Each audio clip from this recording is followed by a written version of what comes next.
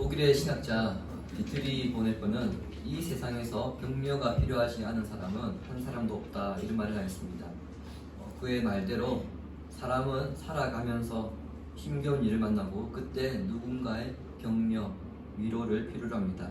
그런데 문제는 누군가를 격려하거나 위로해야 할 때 난감해 한다는 점이죠. 나의 위로가, 나의 격려가 저 사람에게 도움이 되겠는가? 너무 형식적으로 들리지 않겠는가? 이런 생각 때문입니다. 반대로 분명 저 사람이 나를 위로해주는 것, 격려해주는 것은 고마운데 자신과 같은 입장을 겪어보지 않아서인지 그 위로나 격려가 정확하게 가슴에 와닿지 않을 때가 있습니다. 그런 점에서 하나님은 최고의 위로자, 격려자가 되십니다. 과하지도 않고 덜하지도 않고 가장 적당한 방법으로 하시기 때문이죠. 그런데 곰곰이 생각해보면 그 방법이 참으로 놀랍다는 것을 깨닫게 됩니다. 오늘 본문에서도 하나님의 놀라운 방법으로 사람을 격려하시는 것을 보게 되는데 어떻게 간섭하시고 섭리하시는지를 여러분 찾아보시기 바랍니다. 지난주 말씀에서 보았던 것처럼 바울이 아덴에서 전도의 열매를 크게 거두지 못했으나 그곳에서 더 이상 할 수 있는 것이 없었으므로 초연한 마음으로 아덴을 떠났습니다. 그리고 아덴에서 서남쪽으로 80km 정도 떨어진 고린도로 향합니다. 본문이 기록된 18장이 고린도에서 일어난 사건들을 다루고 있고 바울 서신 가운데 가장 긴 서신이 고린도 전후서이기 때문에 고린도의 배경을 이해할 필요가 있습니다. 지도에 보시면요, 지금의 그리스 그리고 고대 그리스 북부 지역을 마게도냐라고 하고 남부 지역을 아가야라고 하는데 고린도는 마게도냐와 아가야를 통틀어서 가장 규모가 큰 도시였습니다. 이것은 지리적인 요인 때문입니다. 지도에 보시면 알 수 있듯이 고린도는 펠로폰네소스 반도와 그리스 본도를 연결하는 위치에 있고요. 이 한 도시에 두 개의 항구가 있었습니다. 서쪽에 있는 항구는 로마로 가는 아드리아와 연결되어 있고 동쪽에 있는 항구인 갱그리아는 고대 터키 지역인 소아시아와 그리고 수리아로 가는 바다와 연결되어 있었습니다. 지금은 서쪽에 있는 항구, 동쪽에 있는 항구 사이에 운하가 연결되어 있지만은 그 당시에는 운하가 없었습니다. 따라서 로마로 가는 해상화물은 일단 동쪽에 있는 갱그리아에 가서 그 화물을 하역합니다. 그 다음에 화물을 수레에 실어서 서쪽에 있는 항구에 가서 서쪽에 있는 항구에서 다시 배에 실어서 로마로 보냈습니다. 따라서 고린도는 이와 같은 무역을 통해서 엄청난 부를 누렸던 도시입니다. 또한 고린도는 도덕적으로 아주 문란한 도시로 악명이 높았습니다. 우리도 그런 말이 있잖아요. 성격이 급한 사람 보면 저 사람 경상도 사람인가 보다 그런 말을 하고요. 속마음을 잘 말하지 않으면 충청도 사람이에요. 그런 말을 합니다. 마찬가지로 고대 그리스에서는 고린도 사람답다 이런 말을 해요.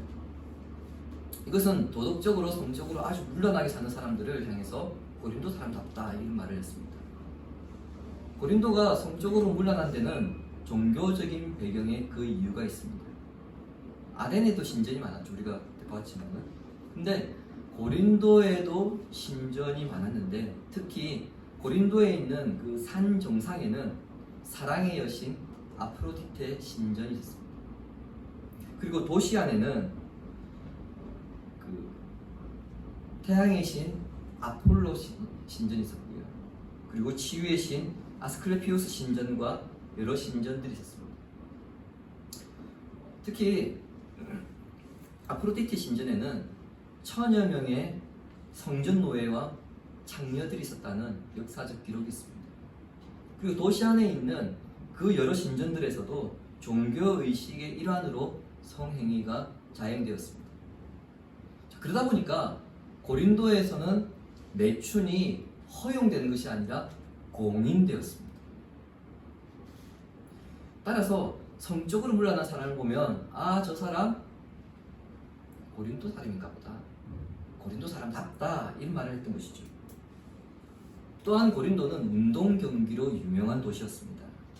마차 경주나 격투 경기를 통해서 많은 사람들이 경제적인 이득을 누렸습니다. 이런 점들을 비춰볼 때에 이 고린도라는 도시 어떤 도시입니까? 돈과 향락이 넘쳐난 도시였음을 알 수 있죠. 그만큼 이 도시가 전도하기 어려운 도시고요. 설령 전도가 되어서 예수를 믿었다 하더라도 온전한 신앙을 지켜나가는 곳이 쉽지 않은 곳이었다. 이것을 우리가 알 수 있습니다. 아니나 다를까 앞에서도 제가 잠깐 언급했지만 훗날 바울이 그 고린도 교회의 음란과 우상의 문제로 인해서 아주 긴 장문의 편지를 쓰는데 그 편지가 고린도 전후서입니다. 실라와 디모데는 아직 데살로니가에서 사역을 하고 있었기 때문에 이런 도시에 바울이 홀로 갔습니다. 지금까지 거쳐왔던 도시와는 전혀 다른 도시다 보니까 당장 의식주를 해결해야 하는 것이 급선무인데 그 상황에서 바울이 예상치 못한 만남을 보게 됩니다. 2절을 보시기 바랍니다. 아굴라라 하는 본도에서 난 유대인 한 사람을 만나니 글라우디오가 모든 유대인을 명하여 로마에서 떠나라 한 고로 그가 그 안에 브리스길라와 함께 이달리아로부터 새로 온지라 바울이 그들에게 가매 바울이 고린도에 도착해서 한 사람을 만납니다. 그런데 그 사람 역시 최근에 이달리아가 지금은 이탈리아입니다. 이탈리아 로마에서 고린도로 온 본도 출신 아굴라입니다. 본도가 어디냐면 혹시 보이십니까? 그 카파도 시내가 심은 교회 우리 로고 바로 옆에 본도가 있습니다. 지금의 터키 동북부 지역이고요. 카파도기아 위쪽에 있는 지역입니다. 아굴라의 고향은 본도인데 이 사람은 유대인입니다. 즉 디아스포라라는 의미죠. 그리고 그의 아내 브리스길라는 로마 귀족 가문 출신이었습니다. 그런데 이 두 부부가 보통 부부가 아니었습니다. 유대인이나 로마인이 당시에 예수 그리스도를 영접하여서 그리스도인이 되는 것도 대단한 일인데 24절 이후에 기록되어 있듯이 구약에 능통한 아볼로에게 복음을 아주 자세하게 가르칠 정도의 지식을 가진 사람이었습니다. 참고로 여러분 이 아볼로가 나중에 고린도 교회의 지도자입니다. 엄청난 성경적인 영적인 지식을 가진 부부였다는 거죠. 게다가 본문과 고린도전서 16장 19절에는 아굴라의 이름이 먼저 기록되어 있습니다만 다른 곳에는 전부 아내 브리스길라 이름이 먼저 언급됩니다. 이것은 브리스길라의 그 신앙의 수준이 아굴라와 비슷함을 넘어서 오히려 남편 아굴라보다 더 앞선다는 의미고요. 교회에서의 영향력도 브리스길라가 훨씬 더 크다는 것입니다. 한 걸음 더 나아가 18절에 기록되어 있듯이 나중에 바울이 1년 6개월간의 고린도 사역을 마치고 이제 이 고린도를 떠납니다. 그때 브리스길라와 아굴라 부부가 바울을 함께 따라갑니다. 이들 부부가 고린도에 온 이유를 생각해 보시기 바랍니다. 이들은 신앙 때문에 로마에서 쫓겨서 고린도로 왔습니다. 그런데 고린도에 온 것은 교회를 세우기 위해서가 아니고요. 사업을 하기 위해 온 사람들입니다. 그리고 그 고린도에 자리도 잡았습니다. 그런데 바울이 고린도에서 사역을 마치고 다른 곳에 교회를 개척하기 위해서 떠난다고 할 때 이 브리스길라와 아굴라 부부가 잘 되고 있던 사업을 접어버리고 함께 따라갑니다. 바울과 함께 있으면서 자신의 삶의 목적도 바뀌게 된 것입니다. 아니, 바울을 통해 깨닫게 된 신앙의 목적대로 살기 위해서 내려놓을 줄 아는 믿음을 갖게 되었다고 보는 것이 더 맞을 겁니다. 오늘날 직장 때문에 교회를 옮기는 성도들이 있습니다. 타 지역으로 발령나더라도 어느 정도까지는 그 교회를 섬기려고 노력합니다만 하지만 결국에는 이런저런 문제들로 인해서 교회를 옮깁니다. 그것 자체를 문제가 있다 이렇게 말할 수 없습니다. 잘못되었다고도 말할 수 없습니다. 이들 부부에게서 우리가 보아야 하는 것은 신앙의 목적을 발견했을 때 모든 것을 거기에 맞췄다는 결단이고요. 그 결단을 실제로 삶으로 행동으로 이끌어내었다는 것입니다. 여기에 우리가 주목해야 합니다. 자, 이런 신앙의 모습은 바울을 만남으로 더욱 진전된 겁니다. 여하튼 이렇게 신실한 부부라고 한다면 당연히 로마 교회를 잘 섬겨야 할 텐데 왜 고린도까지 왔을까? 우리 이 생각해 봐야 되죠. 왜냐하면 고린도에는 아직 교회가 없었거든요. 왜 그 부부가 로마에서 떠나서 교회가 없는 고린도까지 와야 했느냐? 선교하러 왔을까요? 그런 생각도 할 수 있는데 본문 2절은 그것도 아니라고 밝히고 있습니다. 죄송합니다. 로마 역사가 수에토니우스라는 사람이 있는데 그 사람의 기록에 따르면 크레투스라고 하는 유대인이 선동을 일으켜서 소란이 일어났습니다. 그 당시에 로마의 황제 글라우디오가 칙령을 내려서 그리스도인이든 유대교든 상관없이 유대인들은 다 로마에서 나가라 추방령을 내렸습니다. 그때 아굴라와 브리스길라 부부도 로마에서 쫓겨났고 무역이 가장 성행했던 도시인 고린도로 오게 된 것입니다. 그러니까 이들 부부가 고린도에 오게 된 것은 자신들의 계획이 아니라 어쩔 수 없이 어떻게 하다 보니까 여기까지 오게 된 겁니다. 자, 이렇게 해서 브리스길라와 아굴라 부부 그리고 바울이 만나게 되는데 이들의 만남에는 놀라운 세 가지 공통점이 있습니다. 첫 번째는 무엇입니까? 이들 모두가 아덴에서 또는 로마에서 쫓기듯이 고린도에 왔다는 점이고요. 두 번째는 마치 모래밭에서 바늘을 찾는 것처럼 이들이 그 고린도에서 만났는데 알고 보니까 그리스도인이었다는 점입니다. 마지막으로 직업이 같았습니다. 브리스길라와 아굴라는 로마에서 천막 제조 사업을 했던 사람인데 그 일을 고린도에서 하기 시작했습니다. 바울 역시 천막을 만드는 전문 기술을 가지고 있었던 것입니다. 유대인의 자녀 경제 교육법 중에서 물고기를 잡아주지 말고 낚는 법을 가르치자 이런 말이 있습니다. 이 말은 유대인들의 지혜 문학인 탈무드에도 있는 말인데 이러한 교육법에 따라서 유대인들은 자녀들에게 기술을 가르칩니다. 천하든 귀하든 상관하지 않고 어디서라도 제 밥벌이를 할 수 있도록 기술을 가르칩니다. 만일 부모가 자녀에게 아무것도 가르쳐주지 않고 그냥 살도록 내버려 둔다면 그 자녀는 어떻게 해야 됩니까? 먹고 살기 위해 도둑질을 할 수밖에 없습니다. 그래서 기술을 가르쳤습니다. 어디서든지 네 밥벌이는 네가 해라 이런 의미죠.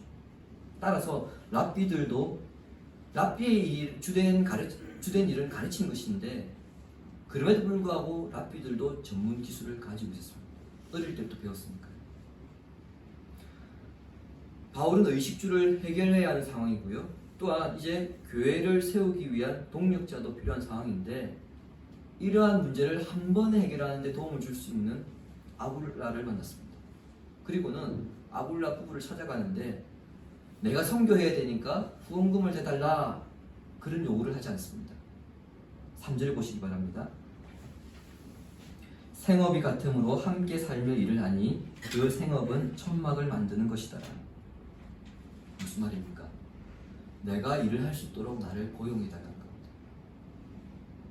그렇다고 바울이 사도의 권위를 내세워서 내가 나를 좀 써주면서 그래도 내가 주중에는 말씀 사역을 해야 되니까 좀 배려해달라 이렇게도 말하지 않습니다.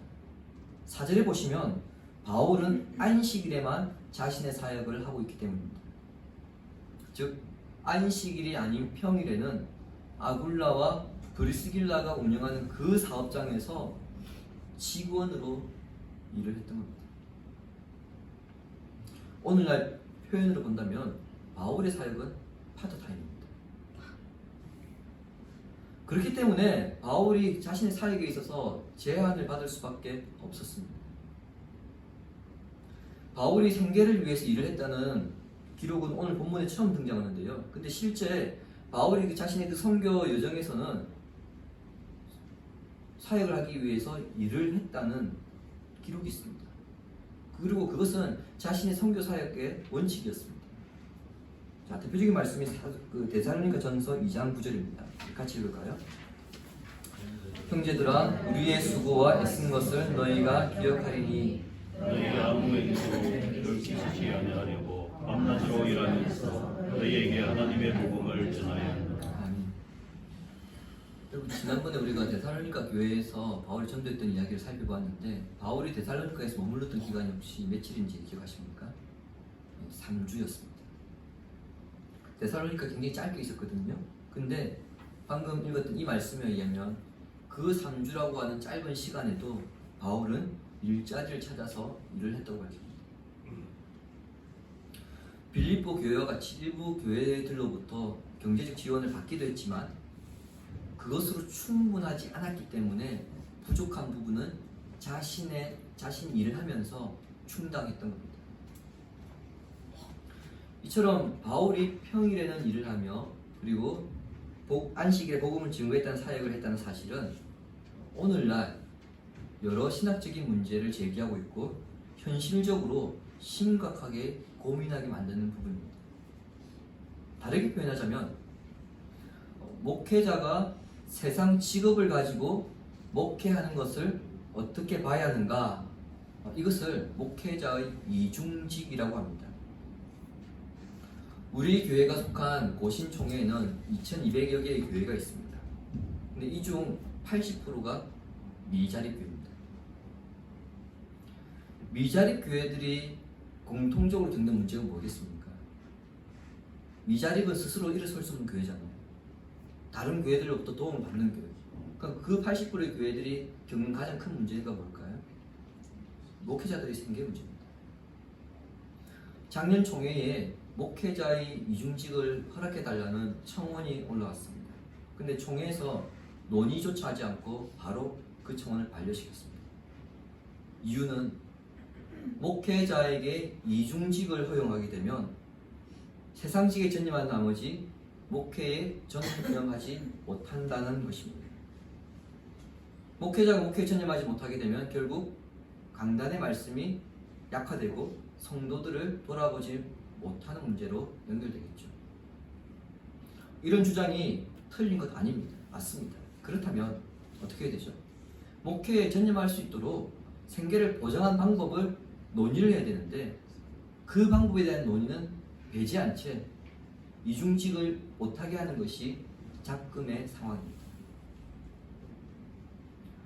이런 상황이 발생되는 이유는요, 총회의 총대로 그 회의에 참석하는 분들 대부분이 자립교회이기 때문에 그렇습니다. 자기네들 교회는 자립하니까 경제적 문제 없으니까 우리는 원칙대로 하자, 이 이야기예요. 대안 없이 본질적인 문제만 언급한다면 이것은 실제 미자립 교회의 목회자들이 받고 있는 그 고통을 생각하지 않는다는 겁니다. 타 교단의 경우에도 목회자 이중직에 대해서 허용하는 교단이 있고요, 우리처럼 허용하지 않는 교단이 있습니다. 어느 것이 옳으냐, 그 문제를 이 자리에서 논하는 것은 옳지 않습니다. 그러나 저도 여러분들도 이 문제는 실제 고민해야 됩니다. 그것이 곧 우리의 문제도 될 수 있기 때문에 그렇습니다. 제가 어제 안양일신교회 청년부 특강을 갔다 왔습니다. 그 교회 성도가 2000명이 넘는 교회입니다. 제가 특강을 한 청년들은 27세부터 39세까지인데 주일 출석 50명입니다. 무슨 말일까요? 앞으로 5년 후, 10년 후 급격하게 교회가 무너질 수 있다는 겁니다. 이제 목회자들의 생계 문제, 교회 자립의 문제, 이거 정말 현실적인 문제라는 거죠. 단순히 본질적인 문제만 가지고 따지자 이것이 아니라 실질적으로 어떻게 해야 될까 고민을 해야 된다는 겁니다. 자, 그렇다면 이중직을 무조건 옳다고 말할 수 있느냐? 그것도 그렇지 않습니다. 바울의 이중직에 고린도 교인들이 처음엔 매력을 느낍니다. 그리고 응원하고 지지하고 호의적인 반응을 보입니다.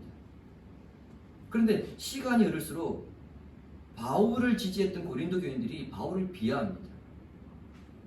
그래서 훗날 바울이 고린도 교회에 보낸 편지를 통해서 오늘날 치면은 목회자들에 대한 그 사례 문제를 그들에게 가르칩니다. 그 문제를 특별히 구약의 율법을 통해서 깔끔하게 정리합니다. 고린도전서 9장 9절과 10절을 함께 읽겠습니다.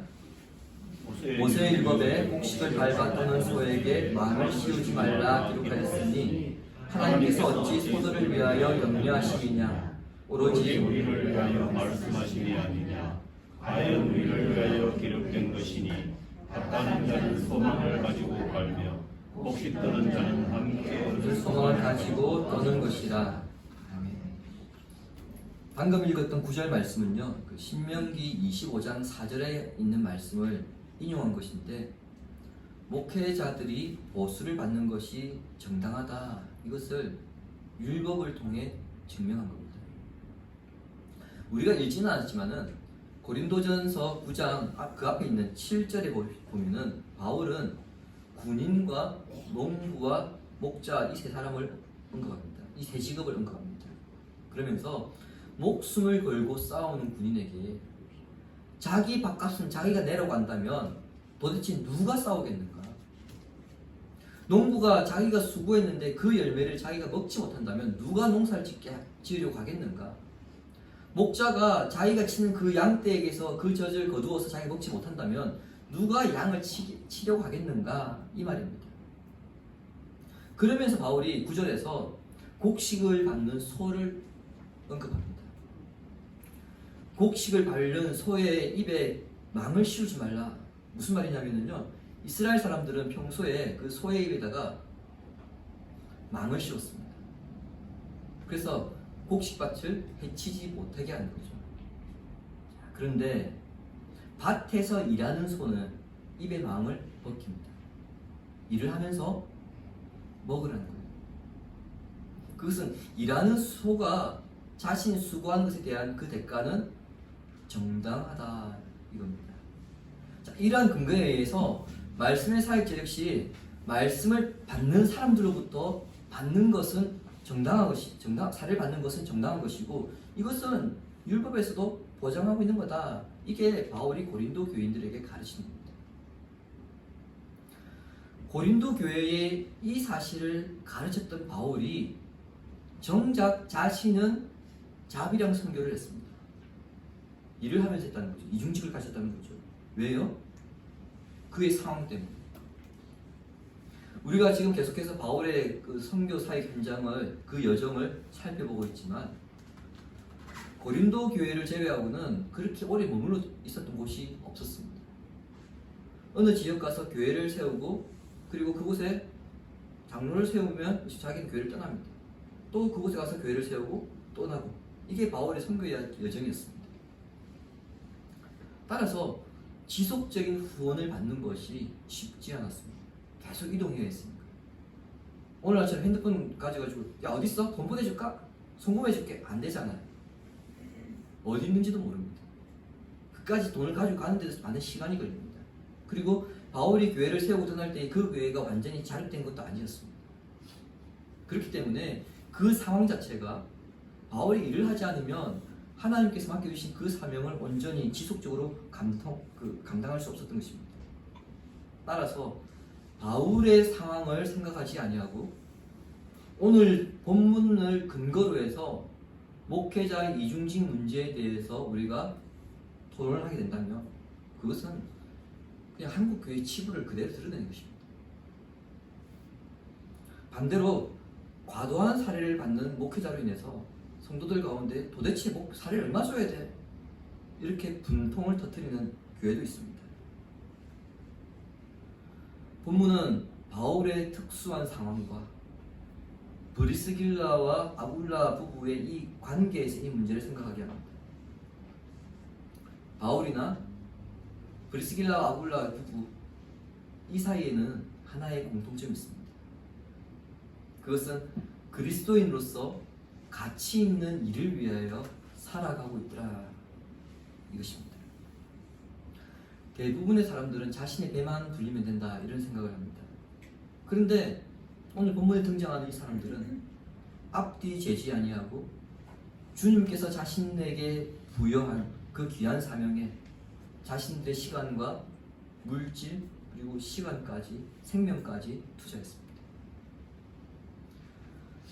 주님이 사랑하시는 시내가의 시민 교우 여러분, 우리가 성도로서 인생을 살아가다 보면 내 뜻대로 되지 않는 일들이 더 많고요.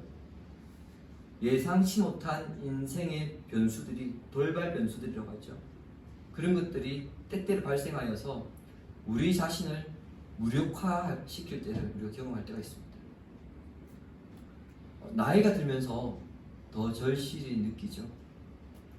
그래서 젊었을 때는 신앙 없던, 신앙이 부족하던 청년들이 나이가 들어가면서 자신도 모르게 점점 더 기도하게 되고 말씀을 들으려 하고 그리고 배우려 하고 하나님을 더 의지하려고 합니다.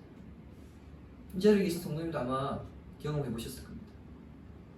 분명 젊었을 때는 내 힘이 있고 내가 어떻게 살 수 있는 자신이 있어서 그랬는지 몰라도 신앙에 대해서 의지하려고 했던 부분이 적었는데 나이가 들면 들수록 나의 육체가 노쇠하면 할수록 나도 모르게 더 의지하려게 되는 것, 여러분 삶에서 경험하고 있을 줄 압니다. 그렇다고 해서 돌발 변수가 없는 거 아닙니다. 늘 주변에 있고 우리를 맴돌고 있습니다. 그럴지라도 성경은 우리에게 복음을 위해서 성도로 부르신 삶을 묵묵하게 살아가라고 그렇게 요청합니다. 때로는 돌발 변수 때문에 분명히 내가 성도로 살아감에도 불구하고 그것 때문에 실망하는 마음이 더 클 수 있고 또 그것 때문에 내가 주저앉아야 되는 상황까지 놓일 수 있습니다.